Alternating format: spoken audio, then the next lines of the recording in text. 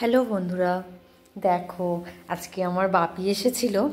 তো আমাদের পার্বণীতে বাপির একটু আগেই চলে আসে, কারণ বাপির শরীরটা ভালো ছিল না, চোখ দেখাতে বাইরে গিয়েছিল হায়দ্রাবাদে। তো ফিরে বারণ করলাম, শুনলো না, যে বছরে থাক।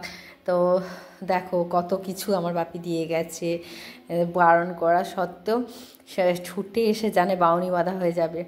তো গুড়ি, পাটালি গুড়, এমনি মানে ঝোলা গুড় যেটা বলে, আবার নানা রকম সবজি, ফল, এটা সেটা সব করে দিয়ে গেছে। তো খুব আনন্দ।